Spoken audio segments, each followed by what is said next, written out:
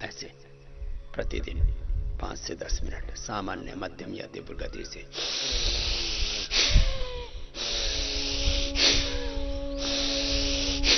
ये अभी भी करते रहना। मुझे सुनते सुनते भस्त्रिका कपालभाति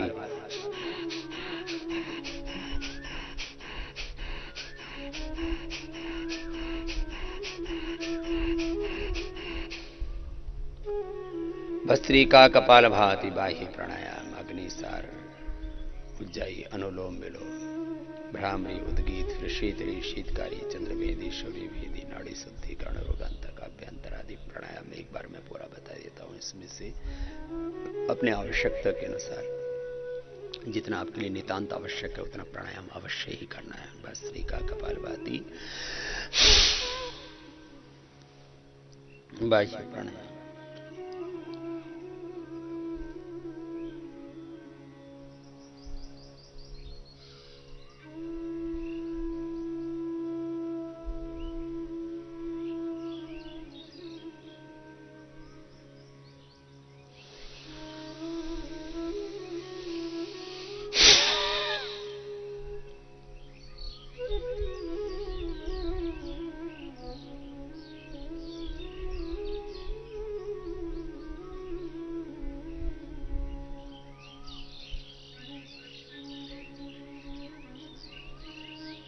गले और थायराइड के लिए उज्जाई भी बहुत जरूरी है।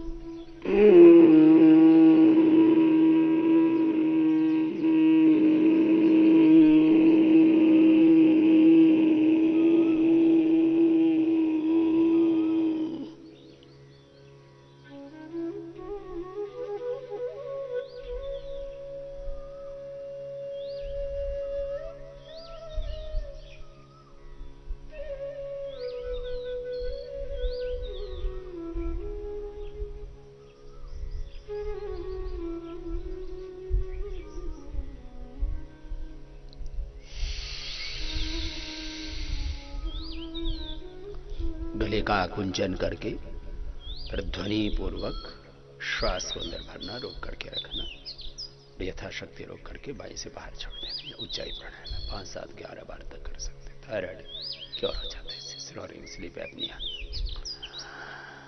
थ्रोट इन्फेक्शन, बच्चों को भी टॉन्सिल हो जाता है, उसके लिए भी कोरोना के लिए जबरदस्त है ऊंचाई प्राणायाम। विशुद्धि चक्र से जागृत हो जाता है। भस्त्रिका प्राणायाम से हृदय चक्र, कपालभाति प्राणायाम से मूलतः मूलाधार स्वाधिष्ठान मणिपुर चक्र और आंशिक रूप से हृदय और विशुद्धि चक्र भी, अनुलोम विलोम से आज्या चक्र, ललना चक्र, सहस्रार चक्र जागृत होते हैं। और भ्रामरी उद्गीत से तो फिर सब चक्रों के जागरण के साथ साथ हम ब्रह्म के साथ एकाकार हो जाते हैं। शरीर में 8 चक्र हैं, 9 द्वार हैं, 72 करोड़ 72 लाख 10,201 नाड़ियां हैं, 5 प्राण हैं, 5 कोश हैं, 5 उपप्राण हैं, 5 ज्ञानेन्द्रिय, 5 कर्मेंद्रिय, 5 भूतात्मक, ये स्थूल सूक्ष्म कारण शरीर का बहुत अद्भुत हमारा ये व्यक्तित्व अस्तित्व है, बहुत अद्भुत रचना है प्रभु। इसलिए मैं कहता हूं मनुष्य का जन्म मिला कि मानो सारे दुखों का ही अंत हो गया। कितनी बड़ी बात है। मनुष्य का जन्म मिला तो सारे दुर्भाग्य का अंत हो गया, सारे दरिद्रताओं का अंत हो गया। और मनुष्य का जन्म पाकर के भी हम बौद्धिक रूप से दरिद्र हों, भावनात्मक रूप से दरिद्र हों, आर्थिक रूप से दरिद्र हो, भगवान ने सब कुछ दिया, भगवान ने अपना काम कर दिया, अपना खुद भी तो काम करो। मैं कह रहा था भस्त्रिका कपालभाति बाह्य प्राणायाम उज्जाई अनुलोम विलोम भ्रामरी उद्गीत, फिर शीतली शीतकारी चंद्रभेदी सूर्यभेदी नाड़ी शुद्धि, फिर कर्ण रोगांतक अभ्यंतर प्राणायामों का क्रम है।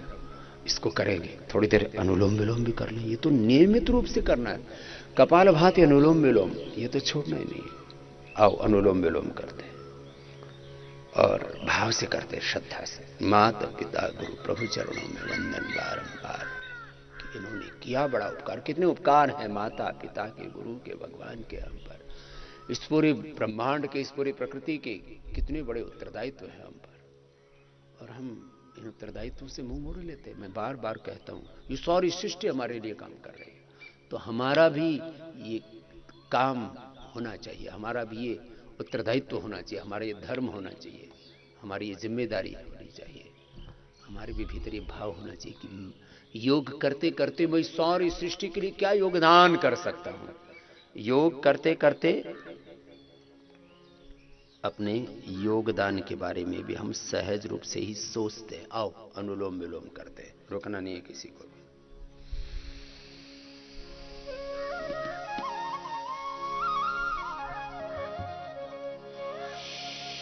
माता पिता प्रभु गुरु चरणों में वंदन बारंबार, के हम पर किया बड़ा उपकार, के हम पर किया बड़ा उपकार। माता पिता गुरु प्रभु चरणों में, माता पिता गुरु प्रभु चरणों में वंदन बारंबार, के हम पर किया बड़ा उपकार, के हम पर किया बड़ा उपकार। माता पिता ने जो कष्ट उठाया, कर्ज कभी ना जाए चुकाया। माता ने जो कष्ट उठाया, कर्ज कभी ना जाए चुकाया। उंगली पकड़ कर चलना सिखाया, ममता की भी शीतल छाया। इनकी गोदी में पल कर हम, इनकी गोदी में पल कर हम कहलाते होशियार, के हम पर किया बड़ा उपकार, के हम पर किया बड़ा उपकार। माता पिता गुरु प्रभु चरणों में वंदन बारंबार, के हम पर किया बड़ा उपकार, के हम पर किया बड़ा उपकार। पिता ने हमको योग्य बनाया, कमा कमा कर अन्न खिलाया। पिता ने हमको योग्य बनाया, कमा कमा कर अन्न खिलाया। पढ़ा लिखा गुणवान बनाया, जीवन पथ पर चलना सिखाया। जोड़ जोड़ अपनी संपत्ति का, जोड़ जोड़ अपनी संपत्ति का बना दिया हकदार, के हम पर किया बड़ा उपकार, के हम पर किया बड़ा उपकार।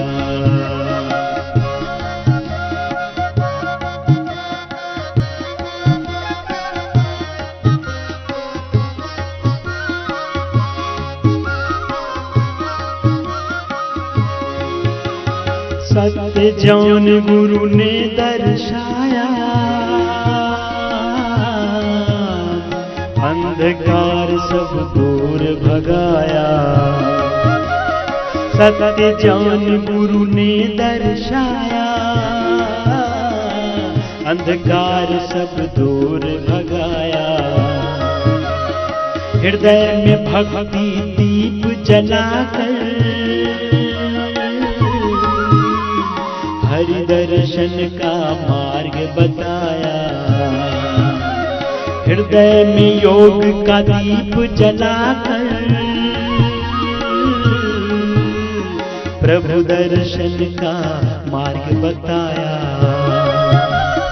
बिना स्वार्थ की कृपा किए जो, बिना स्वार्थ की कृपा किए जो, इतने बड़े हैं उदार के हम पर किया बड़ा उपकार, के हम पर किया बड़ा उपकार।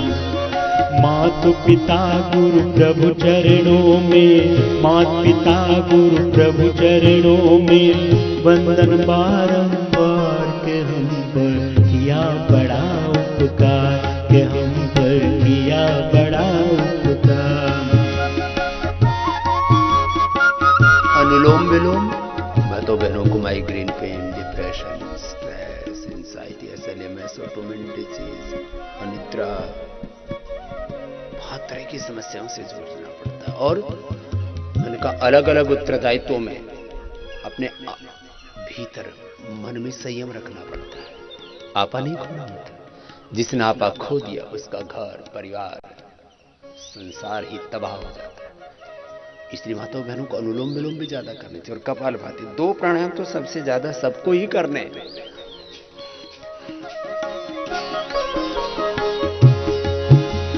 प्रभु कृपा से नर्तन पाया,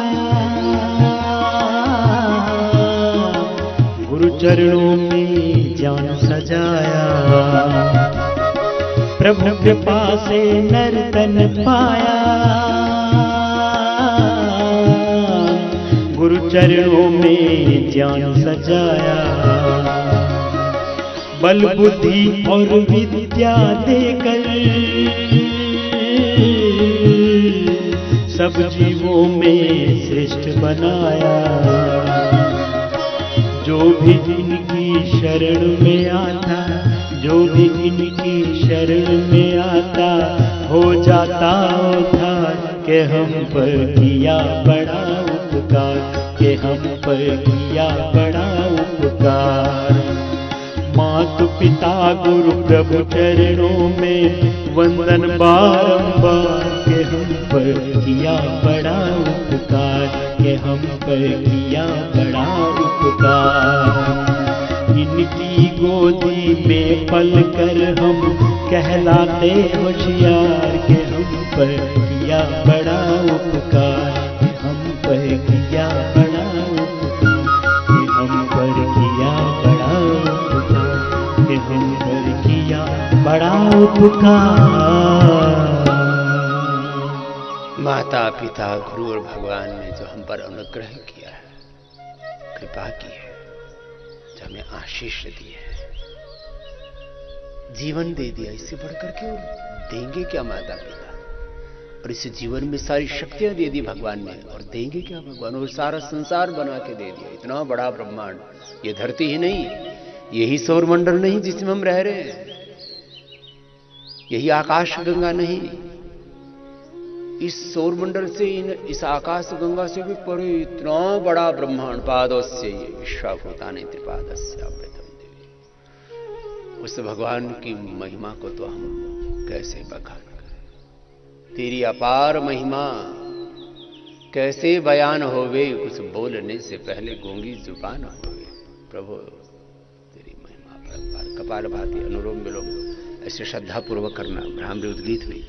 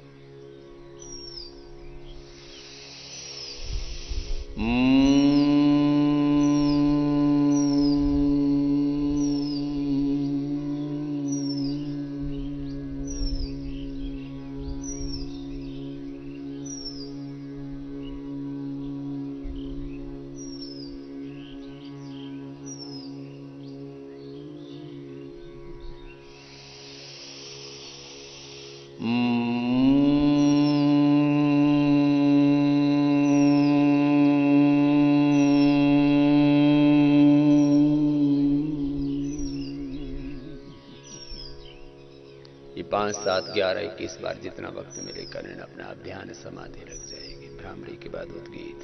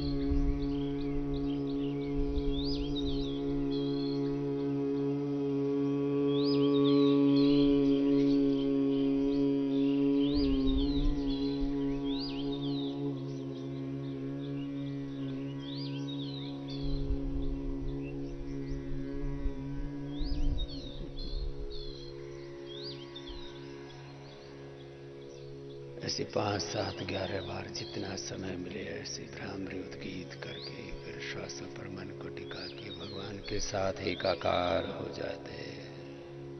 ओंकार के साथ एकाकार होकर उसके एकत्व में प्रतिष्ठित हो जाते हैं। भगवान के साथ तन्मय तद्रूप हो जाते, ब्रह्म रूप हो जाते। प्रभु आपकी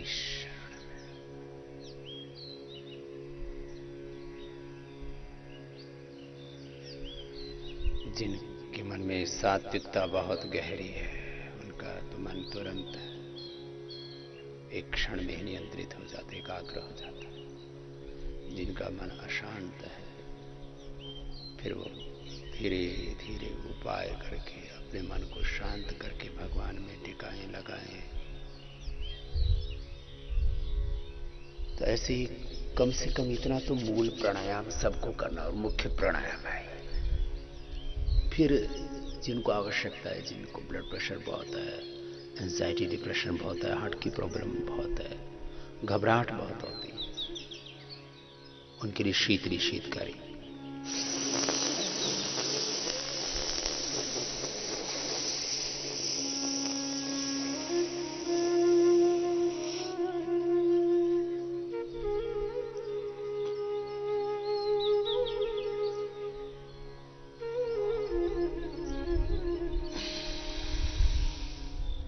जीवा बाहर निकाल के चोंच की तरह बना के मुख से श्वास लेना, नाक से छोड़ देना। ऐसे 5, 7, 11 बार तक कर सकते हैं।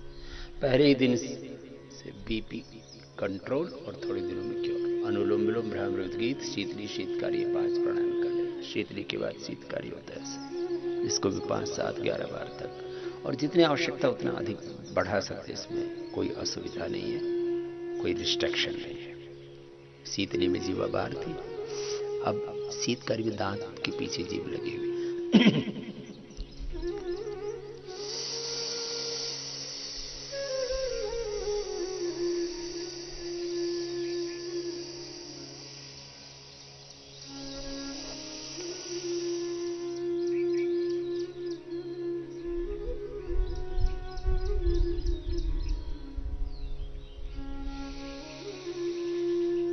रोक भी सकते और बिना रोके भी सीधा छोड़ सकते हैं। शीतली शीतकारी उच्च रक्तचाप हृदय रोग के लिए, एंजाइटी डिप्रेशन के लिए,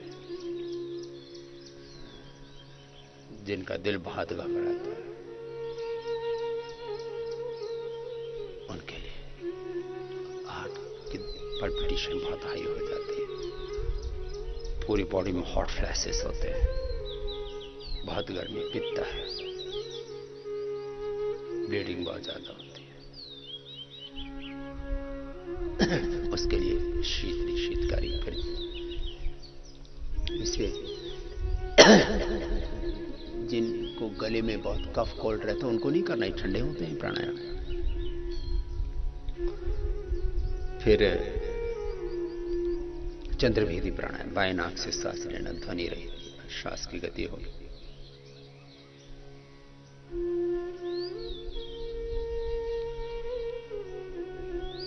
रोके या बिना रोके दाएं से छोड़ देना। ये भी पित्त के रोगों के लिए, गर्मी के रोगों के लिए, उच्च रक्तचाप के लिए, बहुत अच्छा। चंद्रभेदी प्राणायाम तन मन की शीतलता के लिए।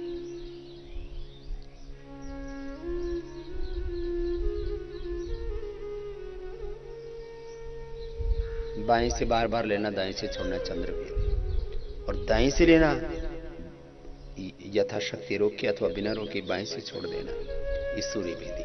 ये कफ के लिए, कोल्ड के लिए, आर्थराइटिस के लिए, ओबेसिटी के लिए सूर्यभेदी प्राणायाम। बाईं ओर ईड़ा, दाईं ओर पिंगला, ये बाईं ओर चंद्र, दाईं ओर सूर्य, स्वर ईड़ा पिंगला के बीच में सुषुम्ना है। फिर बाईं से लेना, यथाशक्ति अंदर रोक के रखना,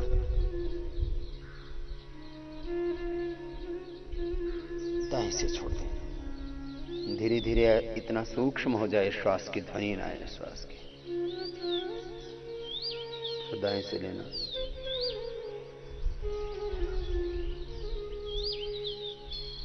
यथाशक्ति अंदर रोक करके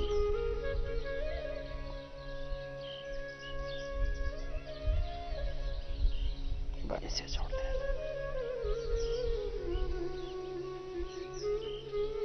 एक बार करने में कम से कम 1 मिनट लगता है। अभी तो हमने आपको प्रतीकात्मक रूप से खाली बताया है, सिखाया है। नाड़ी शुद्धि प्राणायाम, ये भी न्यूरो प्रॉब्लम्स के लिए, मस्कुलर डिस्ट्रॉफी के लिए, इम्यूनिटी को बढ़ाने के लिए अच्छा प्राणायाम है। श्वास को अंदर भर करके अंदर रोक के रख लेना। जिनकी ब्रेस्ट पूरी विकसित नहीं होती है, जिनके शरीर में सामर्थ्य कम होता है, इम्यूनिटी वीक है, जिनकी प्राण शक्ति कमजोर है, बॉडी, माइंड, ब्रेथ, सोल, इसकी जो संगठित शक्ति है, इसी को प्राण शक्ति बोलते हैं, इसी को प्रतिरक्षा तंत्र बोलते हैं, इसी को इम्यूनिटी कहते हैं। तो योग से ये इम्यूनिटी बूस्ट होती है और इंस्टेंट योग बूस्ट करता है हमारी इम्यूनिटी को। श्वास को अंदर भर के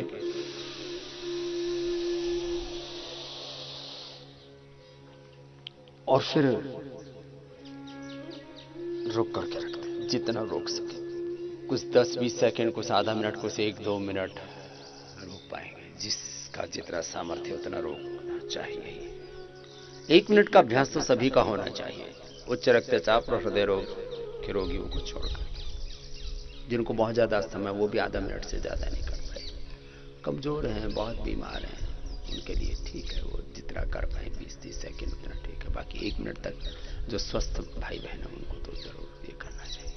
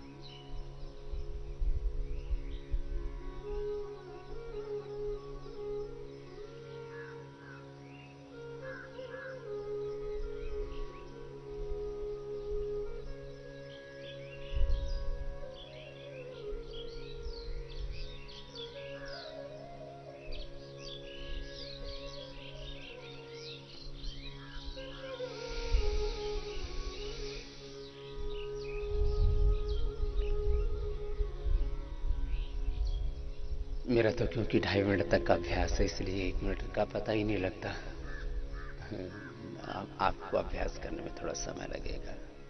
फिर जिनको कान रोग है, कानों में नाद होता रहता है, ध्वनि होती रहती है, जैसे झिंगुर की आवाज होती है, ऐसे उसके लिए, कर्णरात के लिए।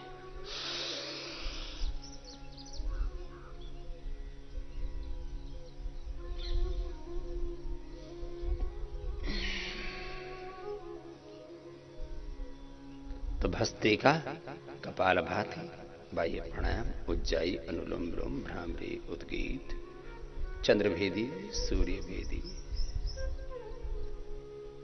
शीतली शीतकारी, नाड़ी शुद्धि, खंडरोग, अभ्यंतर आदि प्राणायाम बता दिया आपको। इसमें से जो आपके लिए जितना उपयुक्त हो उतना कर लेना। और इसमें भी सर्वाधिक मैंने बार बार संकेत किया है कि कपालभाति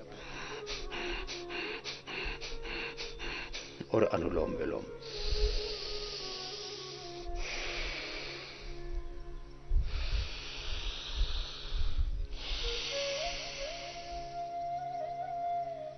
ये दो सर्वाधिक करने हैं।